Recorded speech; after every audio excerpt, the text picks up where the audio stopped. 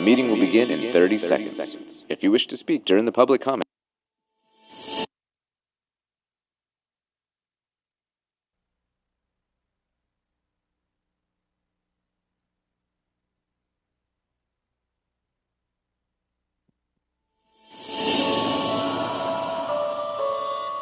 the meeting will begin in 10 seconds.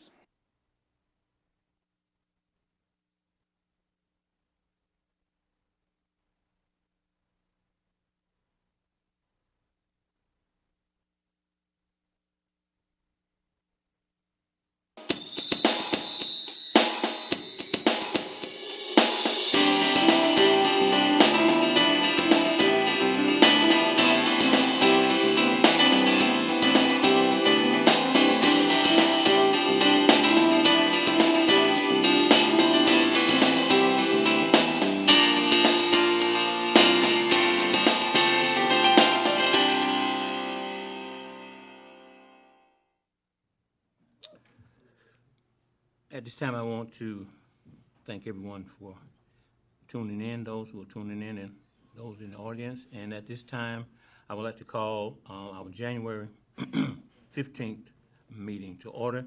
At this time, Madam Secretary, you call the roll, please. Don Brown, Present. Naomi Buck, Here.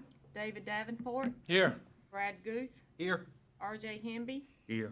Steve Little, Tucker Moore, Here. Maria Rogerson, Here. Danny Smith. Mr. Chairman, we received notice that Ms. Faye Barefoot will not be present tonight. All right, thank you very much. At this time, we will have prayer by Mr. Brown and also our pledge of allegiance by Mr. Davenport. Let us pray. Dear Heavenly Father, we Stand, please. let us pray. Dear Heavenly Father, we bow down this afternoon, Lord, to say thank you and bless us as we prepare to do what is taken of us to give the best of us so that we can carry this meeting out and govern ourselves in accordance. In Jesus' name we pray. Let us all say amen. Amen. Turn to the flag. I pledge allegiance to the flag of the United States of America and to the republic for which it stands, one nation, under God, indivisible, with liberty and justice for all.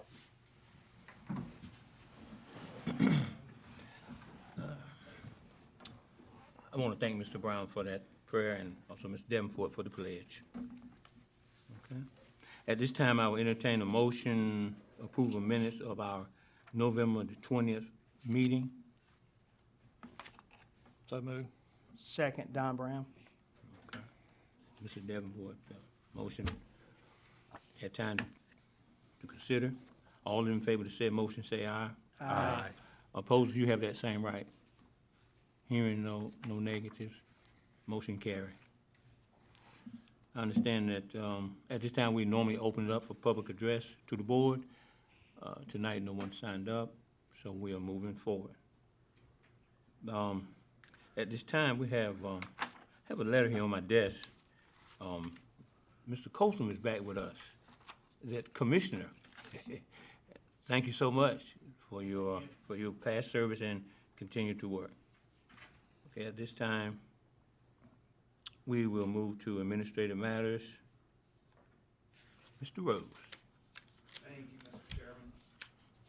Tonight, we do have some updates as far as some administrative items. First, Mr. Fred Alston, he was just appointed by the commissioners Monday at their meeting, but he's opted to join us out in the audience tonight and prefers to be sworn in at your next meeting. So he's here to kind of observe tonight, and we appreciate his willingness to serve on our board, so he'll be with you at your next meeting. The other item that you've already mentioned is Commissioner Colson is back with us. The chairman of the Board of Commissioners has appointed him to be our planning board liaison, so we're glad to have him back with us. He's very familiar with the activities associated with this board. The other item, number 7, is the Beaver Management Assistance Program Committee. And as you know, Johnny Penner has rotated off our board. He had been our appointment to that group over the last several years. So at this point, would like to let you know we are seeking an appointment from the current body. This particular group meets twice a year. This is a committee that was established after Hurricane Floyd, so it's been in place not quite 20 years. But this group meets with our trapper that we employ through the United States Department of Agriculture, and they update us twice a year on the activities around the county. I will tell you, there's still a large beaver population, and they cause problems, especially certain times of the year, for the farmers and for the Department of Transportation and some of their roadways. So we do have a meeting in February, so ideally, Mr. Chairman, we would get an appointment tonight, so whoever's appointed hopefully could appear at next month's meeting. And I have reached out to Mr. Steve Little. I don't know if he's actually interested in that committee, but he has in the past been interested in some of the activities with that committee. So I'll leave that to your discretion, but we would like an appointee made tonight. Okay. Well, at this time, we would, don't all jump at it at the same time now, because that make it too hard. So, do we have a person interested in serving on the Beaver Management Assistance Program at this time? I would, and I assume that that was what you were calling me about today. I have called you today about that. Very good, so it's working. Okay, so I'm understanding that there needs to be a motion in this. So at this time, I will entertain a motion to bring Mr. Steve Little on board as the Beaver Management Representative from our board. At this time, I'll entertain a motion. So move. Second. Okay, it's been motion by Mr. Davenport, second by Mr. Brown. All in favor of the said motion, say aye. Aye. Okay, opposed, you have that same right. All right. Thank you, Mr. Little. Thank you. All right, motion passed. Okay, at this time, we will move to item number 8, Eric, rezoning request. Yes, sir. We have one rezoning request for you tonight. It's a request by Angel Herrera, and the request is to rezone 1.7 acres of property that he owns. It's parcel number 1966, located on the northeastern corner of the intersection of US 264 East and Old Washington Road. The property is currently zoned light industrial, and he's requesting to go to essentially downzone it to general commercial conditional district to allow several automotive repair type uses. The automobile repair, automobile towing, motor vehicle sales, and tire sales. Just some history on the property. The property was previously rezoned in 2005 from rural agricultural to light industrial. That was not a conditional district. It was just straight light industrial. We went back and looked at the minutes of the meeting of that time, and it was indicated that they were planning to operate a fence company on that site. But that property was never developed, so it's remained as light industrial since then. Also, on December 3rd of last year, our staff became aware of an automobile repair business that is currently operating on the property. We also observed a large number of vehicles, and you'll see those in the pictures of the site here in just a second. We determined that the use is operating without a zoning compliance permit, and auto repair is actually not a permitted use in the LI district, and so that is necessitating the rezoning, and so this is an effort to sort of bring that property into compliance with our ordinance. This is the location of the property. It's at the far eastern end of the county on US 264. You see it's just before you get to Beaufort County. This is a picture of the site. As I mentioned, there's a large number of vehicles out there. He has been operating as an auto repair business. He has an office trailer out there that has not been permitted as either, so there's no power to the property, and he's also working on some stuff under the canopy that's behind the trailer itself. This is Old Washington Road, looking towards the north as if you're turning off of US 264 at the site. This is looking to the east on US 264 as you're heading towards Beaufort County. You see Triumph Missionary Baptist Church there on the right-hand side. This is 264 heading west back into Greenville. These are some residential properties that are located along Old Washington Road that are adjacent to the site.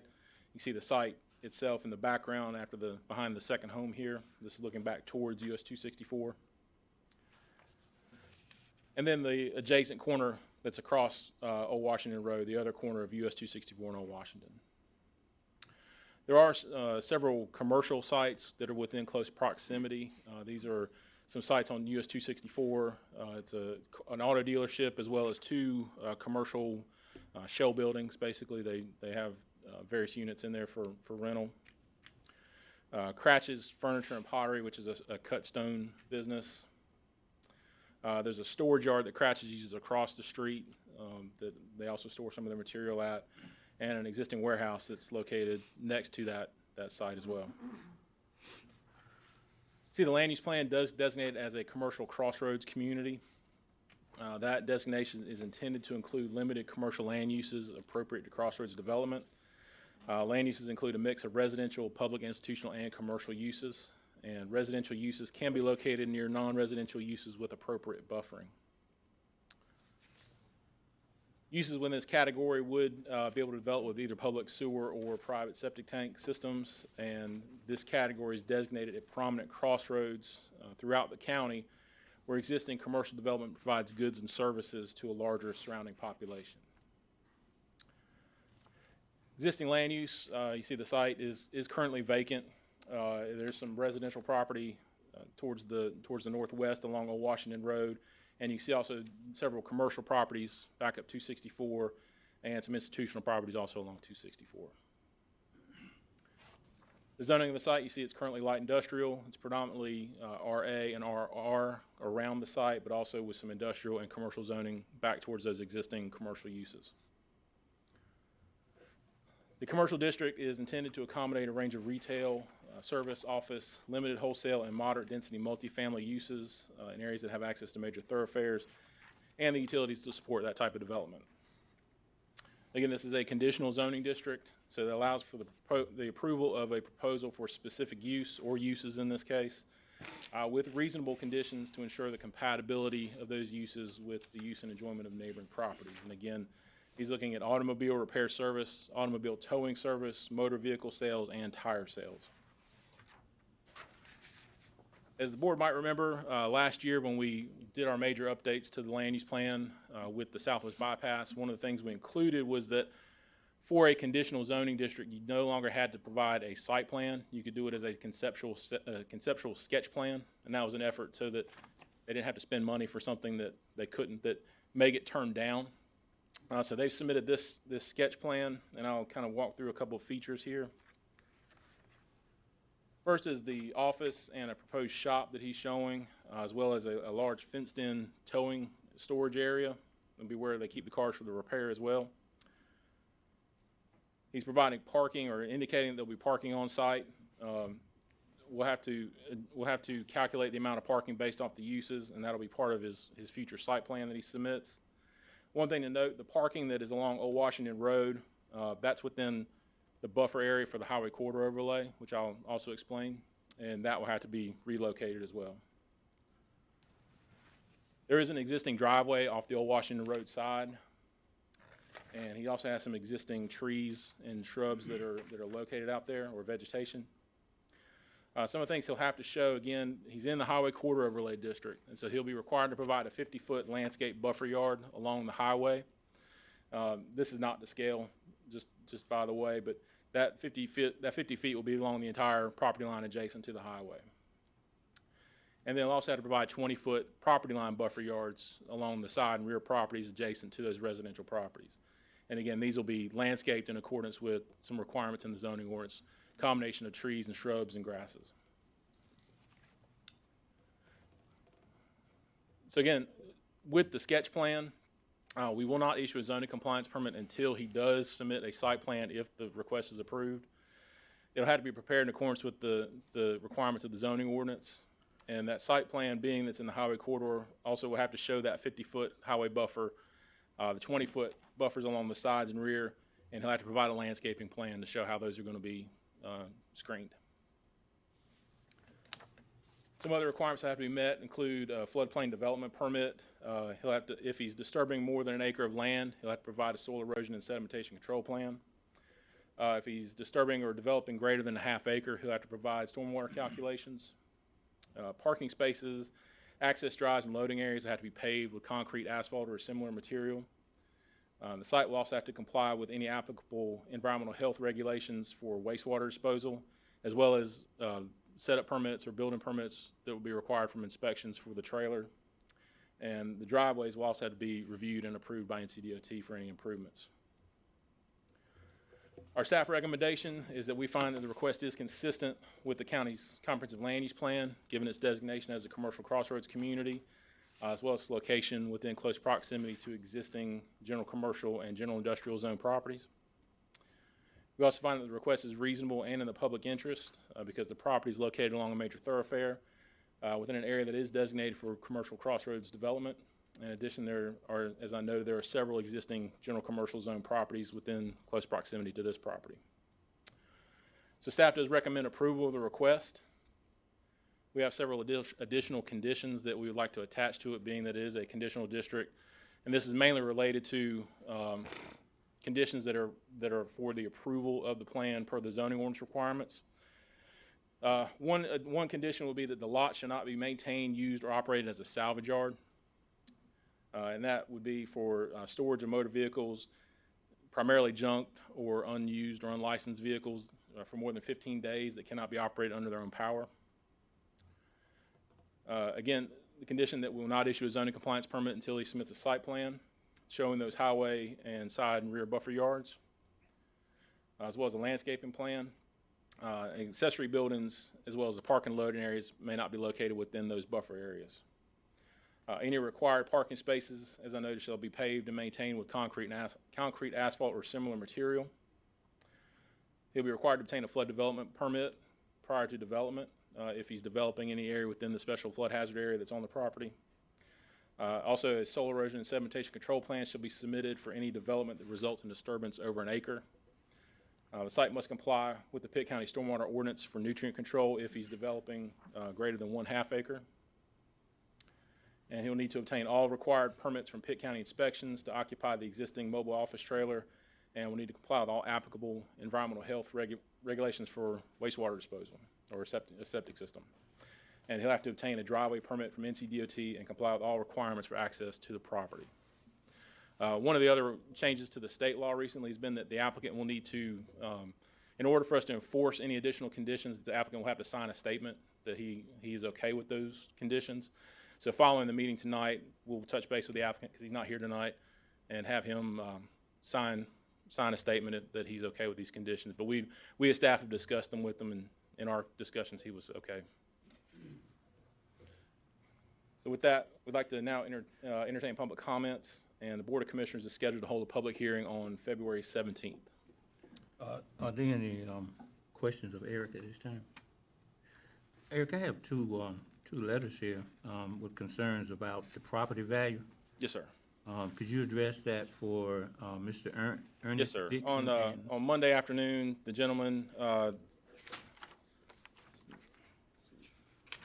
and Mr. Ronnie Little. Yes, Mr. Little dropped these letters off just stating that they're concerned about a possibility of decrease in their property values. He said he wasn't able to be here tonight, but this is the only comment we've received. In looking at, if I can pull a map back up again. In looking back at the property, just so everybody's aware, Mr. Little's property is on the other side of 264. It's these two properties here, right in this little split where the old highway, or where the highway and the old railroad track went through. But those are the only comments we had received on the request. And it does not decrease his property value? The request. As far as we know, it should not, at least not in tax value. So where are the Dickens property? Where's that at? It's right next door to Right it. next door to it. Those two. Yes, sir. And I would agree that, yeah, you're saying that we should approve it and for all the right reasons and based on our criteria, yeah, we should. But you're right, there's a group of requirements there that you're suggesting and that I would highly agree with, because I personally would hate to see something happen in that community, like I know in a couple other places where it is basically turning into, it looks like a salvage yard. And I'd hate to see it happen in this community. But again, I guess for right reasons, we're bound to go by our criteria and vote that way, but that's just me. So Eric, what happens if you suggest that, they agree to it, and then 2 years down the road, it doesn't look like we think it's supposed to look like? If he's not abiding by the requirements or by the conditions, he'll be in violation, and we can hold him in violation and make him comply. Is he required to put up any type of fencing so that it'll be enclosed and you won't actually? He's not required to put up fencing. He's got it on his conceptual sketch plan, but he's not required under our ordinance to put up fencing, but he will be required to put in the screening and buffering for the highway corridor overlay. So that, like I said, that's trees and shrubs, and he can utilize some existing screening, but he'll also need to provide some additional screening with that as well. With that buffer, it also takes away what he had for parking cars on the front to sell. Correct. The only thing that will not be allowed in it is any accessory buildings or customer parking. The ordinance doesn't say that he can't park his cars that are for sale up there, but with the screening and with the shrubbery and the trees that are going to have to be planted in there, it's going to make it difficult to put it right up there. And there was a requirement in there about no more than 2 cars. That's correct. In order to keep it from turning into essentially a salvage yard, he couldn't store more than two wrecked or junk vehicles for more than 15 days. Now, as part of the towing service, he'll have some cars that he can bring in and store for towing purposes if he's on the wrecker patrol service. He'll be able to store those, but his own cars that he owns that would be junked, that he would maybe be parting out or using for repairs, he wouldn't be able to keep those there. So the cars that are there now are being used for that? He has told us that they are not his, that they're ones he's got for repair, and that he's working on repairing them. He did have some of his own, but he's been working to remove those from the site. Question, if in the future, is it possible to be able to put in his stimulation that if he violates the stimulation 2 or 3 years down the road, it automatic voids? I know you said it will, but, I like to see it in writing so that, at least he'll be able to attack to what his obligations are. I'm just asking questions. Yeah, I don't think we could void the approval or void the rezoning action. It would just be, he would have to go through the violation. We have an established violation procedure in the ordinance that we have to abide by. And that involves us going out doing a site visit, notifying him, holding him for notice of violation, or putting him under notice of violation, giving him time to correct his issues, and if they're not corrected, then we can proceed into citations or taking legal action on them if we need to. Hopefully that won't happen. Hope not. Okay. So do we have any public comment section? No one for the public. Okay. So at this time, we'll close the public comment section at this time, and we will entertain a motion from the board. What's your pleasure? Move that we approve with the additional conditions. Second motion. Okay.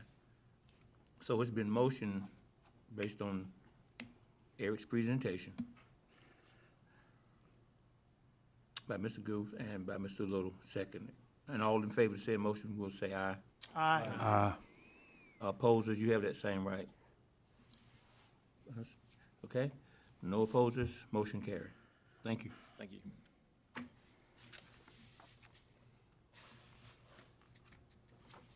Okay. At this time, Eric, you up for number 9? Right here. Planning matters. Just tonight, I'm going to also provide a quick update on our NC 43 South Corridor land use plan. As we mentioned back in November, we're currently working on trying to kick off development of a land use plan for a portion of the NC 43 corridor. This is a collaborative effort that we'll be working with NCDOT as well as the City of Greenville. Just to give you an idea again of where the corridor study area is, we're looking at from within the city's jurisdiction at the northern end up towards Bells Fork, down to just south of Chicod Middle School on 43. And so that also take in also a portion around Hollywood's Crossroads, up Mills Road and Worthington Road. So what we've done so far since we last talked in November, this group did appoint Mr. Guth and Mr. Davenport to serve on our working group. The city of Greenville has also appointed 2 of their board members, Mr. Kevin Faison and Max Ray Joyner III. And so these are the appointed members that will be serving on this group to oversee the development of this plan. We're also going to be reaching out and trying to touch base with folks from GUC, Board of Education, DOT, try to get representatives from those agencies to also serve on this group. And we're looking at kicking this project off in February, and so hopefully our first working group meetings will be sometime in early March is what we're looking at currently. So our project schedule did get pushed back about a month. We had to get some cost estimates reviewed and approved by NCDOT, and that took a little bit longer than we had anticipated.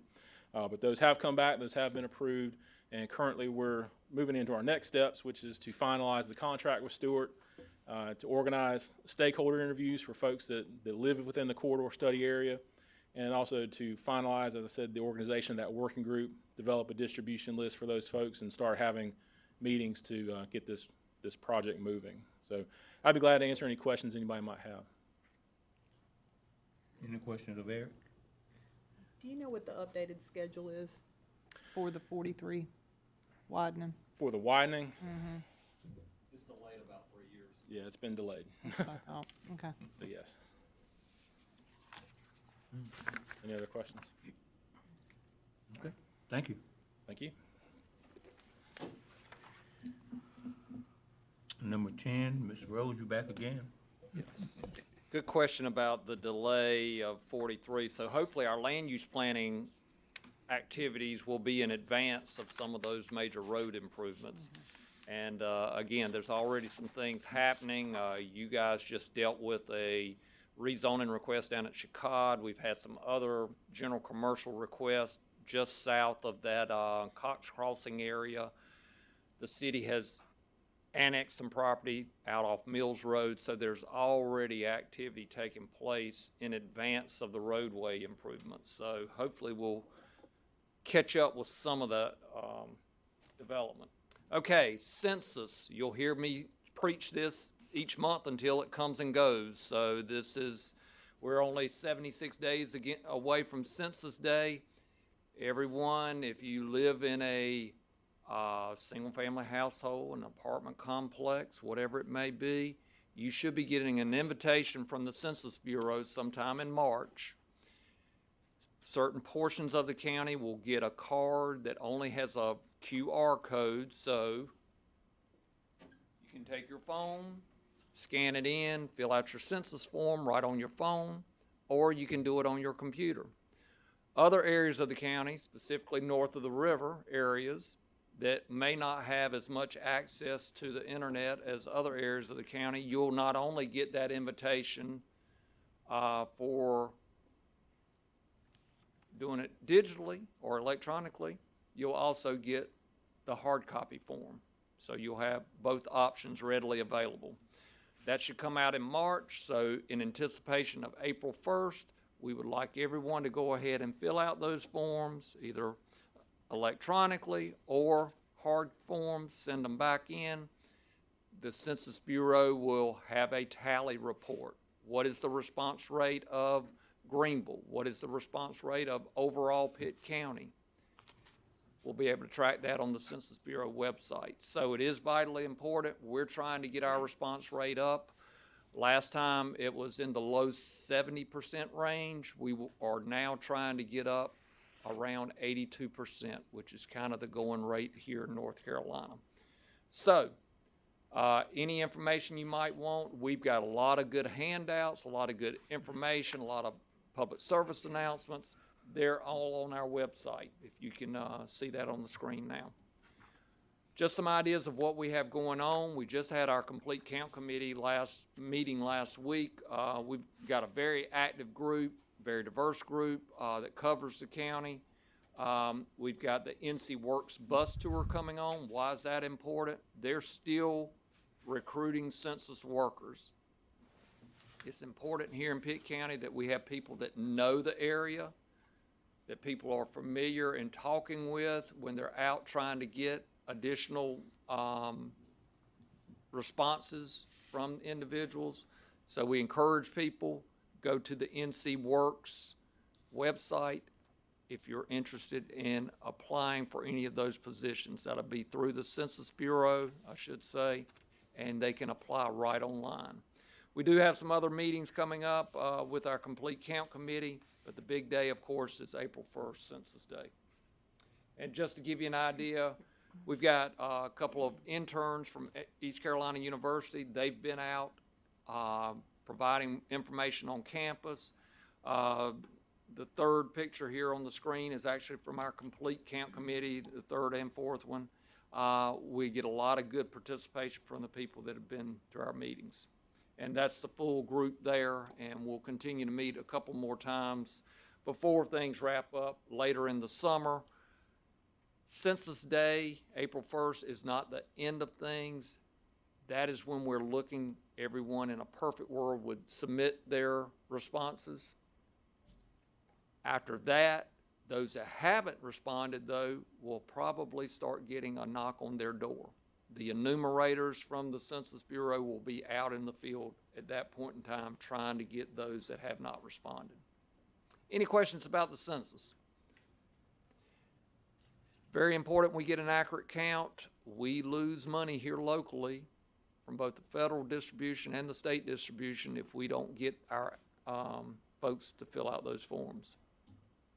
Other informational items all in your package tonight. Just to give you an update, the amendments to the subdivision ordinance, remember those were concerning the performance guarantees.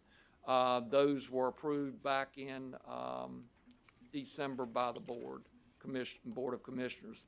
The rezoning down at Chicago was also approved at that meeting, as well as the Farmville ETJ extension request. We have had, this is like a good news item, anytime we get roads accepted by DOT, those are roads that were proposed public.